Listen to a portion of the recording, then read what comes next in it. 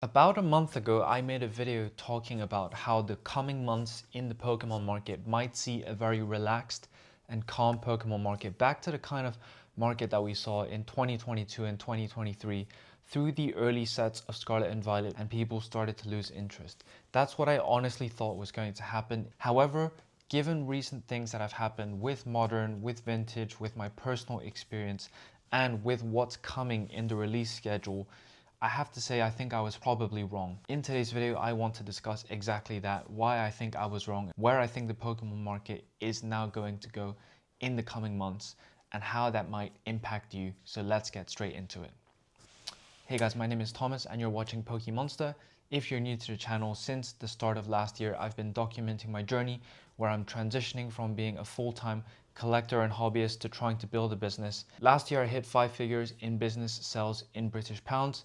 This year, I'm going to show you guys how I'm going to get to 6 figures to show you guys the growth trajectory of my business. As always, if you guys find my content interesting or you want to see what it's like to build a 6-figure business, make sure to hit that like and subscribe button.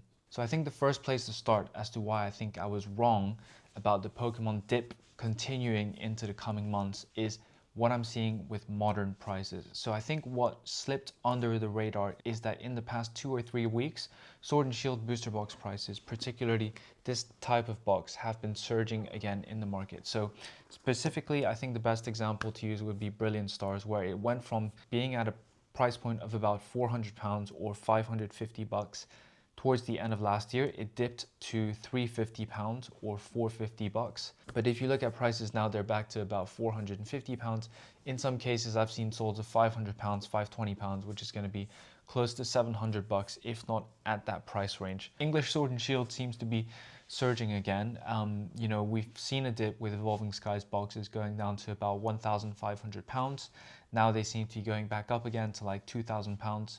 Don't know what it's like in the States. And then we have obviously this Fusion Strike box that I might have showed earlier, which dipped down to, I would say, £550, £600, but now is pretty solidly, I would say, a £700 to £750 box. And I think it's probably a little bit cheaper here than it is in the US. In the US, I've seen solds of about 1,000, 1,100 bucks. We now have my cat joining me for the discussion. So what I'm seeing is Modern sealed prices seem to be slowly climbing again. Now, I talked about Sword and Shield booster boxes. Let's talk about Scarlet and Violet as well. If you look at Destined Rivals, which is probably the benchmark, the thing you want to track for Scarlet and Violet, and maybe a sign of the sentiment in Modern cards. Destined Rivals booster boxes went up to a high of about £400 or 550 bucks before the dip towards the end of last year. Then they came down and now they seem to be going back up again. So they came down close to the very, very end of last year in December and the start of this year to about 250, 270 pounds, but now I can see that they're back up to 350, 370 pounds. Finally, we can also look at Prismatic Evolutions, which I think is a pretty good benchmark again. We look at the Pokemon Center ETBs for Prismatic. They came down to about 250 and now they're slowly climbing back up to 330. Now that doesn't mean that those prices are going to stay there forever. You look at the fact that the Pokemon Company International has acquired another huge printing facility. Who knows how that's going to affect Modern in the coming months. We've seen restocks of Journey Together. We've seen restocks of Surging Sparks booster boxes recently. But even with Surging Sparks, it felt like there was a chance that it could go close to MSRP, but it's slowly rising again. You guys let me know in the comments if you're seeing anything similar or different in the States. It's not only Modern that's doing well though. I think Vintage has been doing pretty well. Now it's obviously going to be a little bit harder to talk about Vintage as a whole in general because it's less trackable and there are less consistent sales for the same item compared to Modern, just because of pure quantities. But I do think that looking at something that I'm particularly passionate about in terms of Gold Star Pokemon cards, they haven't really dipped that much, if at all, towards the higher grades, towards the higher end grades. The only dips I would say that have happened with Gold Star Pokemon cards at any point would have been with the Team Rocket returns, in particular the Torchic Gold Star card in the lower grades. So I sold a PSA 6 last year for about £3,100 and it probably would have dipped to like 2,500, 2,600. But I've seen a sell today of a PSA 3 for like 2,300, 400. So it felt like in those lower grades, maybe there were some dips for like the higher end gold stars.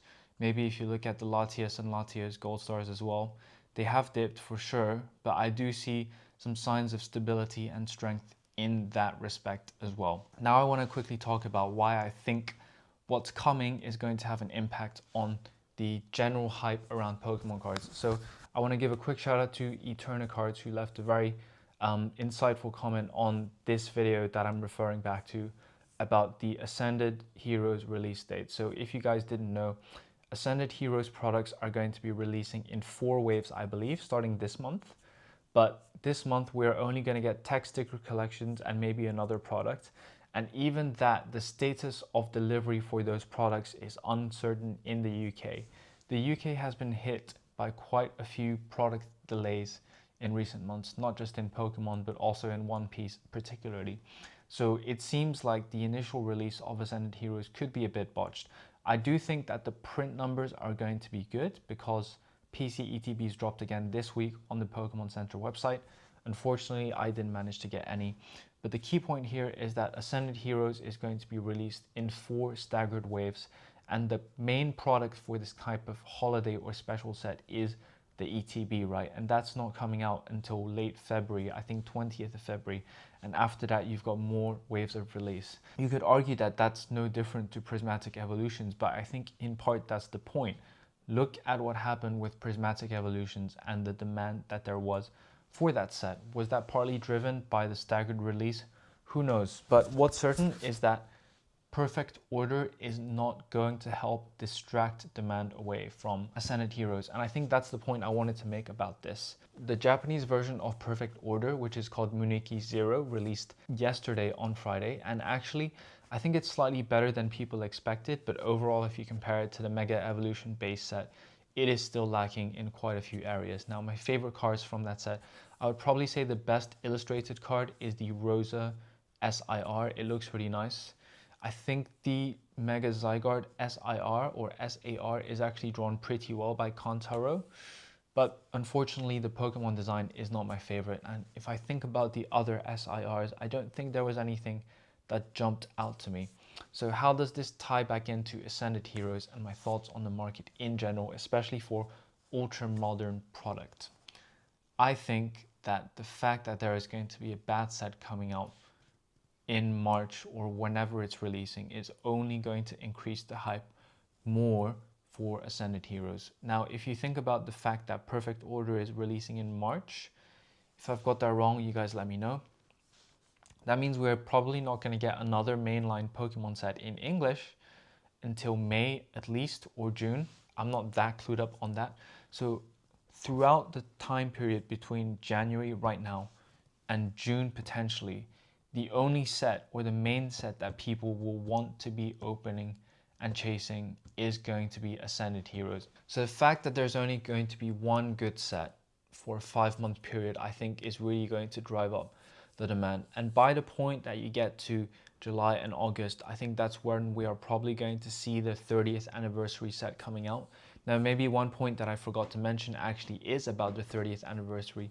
I think we are seeing some special products coming out for the 30th anniversary, though it won't be, I think, its own special set. I think it'll be promo cards with packs from existing sets. So for example, the Pokemon Day triple blister that I've seen, I think recycles a Pikachu that I've seen from Temporal Forces before and has 1 Mega Evolution base set and 2 Phantasmal Flames booster packs. So we're going to see some drip fed products like that. But on reflection, I do think with these factors considered, with what I'm seeing with modern prices going up again, even Phantasmal as an example, which dropped very close to, if not at MSRP, going back up to like £200, I think the momentum is picking back up now. Now, the final thing I want to talk about is actually my own experience of the market and how I think that is actually informing my own view of what's going on. As I've mentioned at the start of this video, I run my own Pokemon side hustle, side business. This month, I have experimented with selling from my living room, so selling from home, rather than vending at shows, though I will be going to shows very soon. In a future YouTube post, I'll pull out my full show schedule. But for now, I do want to mention very quickly that I will be going to the Swindon Card Show hosted by TCG Trade Events or TTE next weekend, 31st of January to 1st of February. So make sure you come on down. Hopefully I'll see you guys there. It's going to be great. I've been selling Pokemon cards mainly from my living room, and to be honest, I've been absolutely taken aback by how much demand there has been for the slabs that even I'm selling, because I'm not necessarily selling high-end chase in demand cards, but I've managed to sell a lot of cards just through doing Instagram story sales and eBay sales, and obviously links are in the description below if you want to check out what stock I currently have. But I've really been overwhelmed by the amount of demand that I'm seeing from people buying my own products, and I think there's no better gauge on the market as a seller than how you're actually doing yourself, so to speak. So this has really given me an extra dimension in terms of understanding where I think the market is. And really at the moment, I'm seeing a lot of strength, which has surprised me, because January typically is meant to be a slow month, isn't it? I mean, if you study general consumption patterns, like January is meant to be the one where people are kind of resetting and maybe reining in their spending a little bit. But from my experience, that's not the case at all. And I'll obviously update you guys on all my business performance figures at the end of this month. Looking at what modern prices are doing, looking at what vintage prices are doing, looking at the upcoming release schedule, and looking at my own personal experience, I do think that the Pokemon market is showing incredible signs of strength. I really did think that we were going to be in a sort of not crash but state of play where people kind of lost interest in Pokemon cards. But when I think about it now, I still feel like there's a huge core of people that are still in the community, which is great to see, to be honest. That's pretty much what I wanted to say for the purposes of this video. Let me know what you guys think. Do you think I've overblown where I think the Pokemon market is going? Let me know in the comments, and happy collecting.